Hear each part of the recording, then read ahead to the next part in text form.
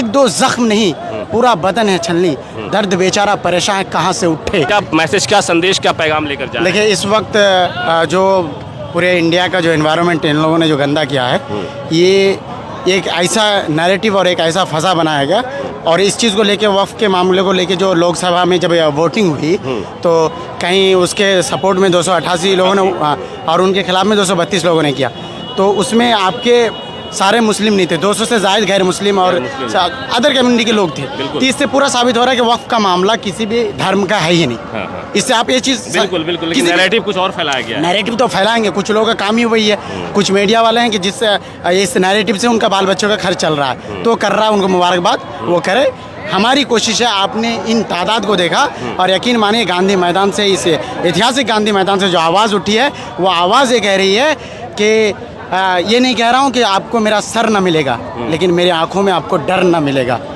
तो बात ये है कि वक्फ का जो मामला है, ये एक पूरा ऐसा नैरेटिव सेट किया गया जिससे अगर हम जिंदा हैं इस कौम में, इस हिंदुस्तान में जिंदा है, तो एक कानून लेकर आया जाता है CA NRC का, और कहा जाता है कि आप प्रूफ कीजिए कि इस देश का आप नागरिक है कि नहीं। और उन्होंने दावा क्या किया था कि हम दूसरे कंट्री से लोगों को लेकर आएंगे और उसे नागरिकता देंगे। मैं आपको ये बता दूं जानकारी के लिए कि अब तक इस भाजपाई सरकार के अंतर्गत 10 सालों के अंदर 2000 से ज़ायद लोगों ने नागरिकता नहीं ली किसी भी कंट्री से। और आपको अगर आप रिसर्च करें तो आपको पता होगा 10 साल के अंदर तकरीबन 15 लाख लोगों ने भारत की नागरिकता छोड़ के दूसरे देश में नागरिकता ले ली।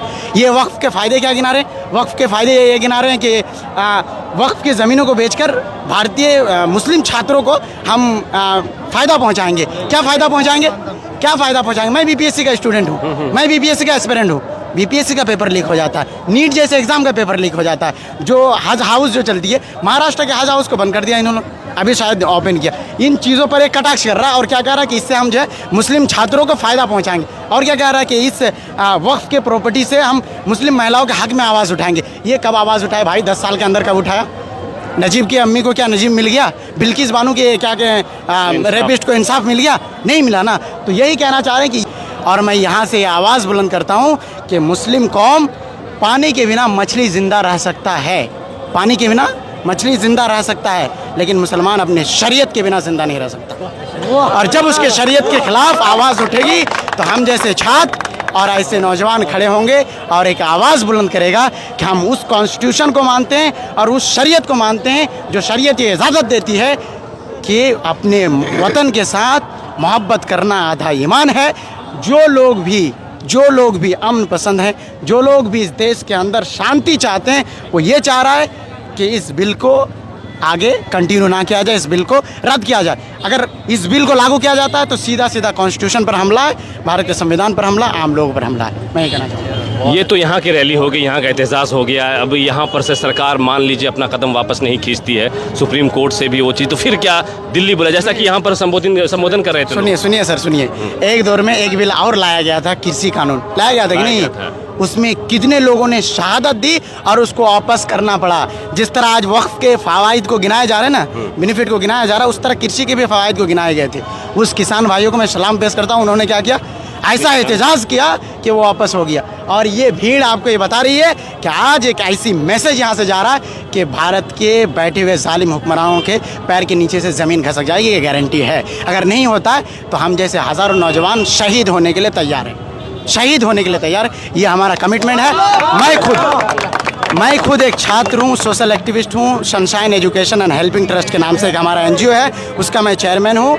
और मैं खुद फॉरबिसगंज से आया हूँ और ये सोच कर आया हूँ कि इस बिल के ख़िलाफ़ हम तब तक आवाज़ उठाएंगे जब तक ये एक्ट रद्द ना हो जाए। इसके खिलाफ सरकार पैर को पीछे ना खींच ले। और ऐसे जगह पे हो रहा है, अगर आपको इतिहास मालूम हो तो ये ज़मीन वक्फ की प्रॉपर्टी है, ये वक्फ की प्रॉपर्टी है। इस गद्दारों को, नीतीश कुमार को ये बात समझनी चाहिए कि ऐसे जगह में ये लोग प्रोटेस्ट कर रहे हैं जो साला वक्फ की ज़मीन है।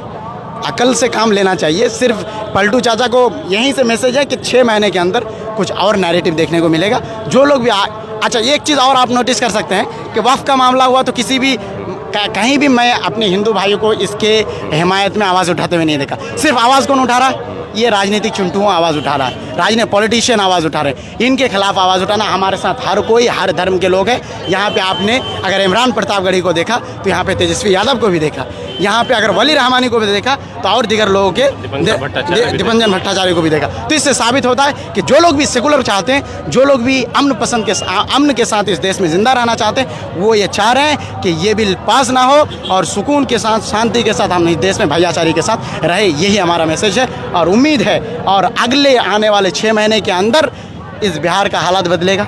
लोग अपना सारी चीज़ों को छोड़कर इस देश में अमन कैसे कायम हो इसके लिए लड़ रहा, वक्त के लिए नहीं लड़ रहा। अगर दिमाग में ये चीज़ है कि वो सिर्फ अपना ज़मीन को बचाने के लिए लड़ रहा तो नहीं लड़ रहा।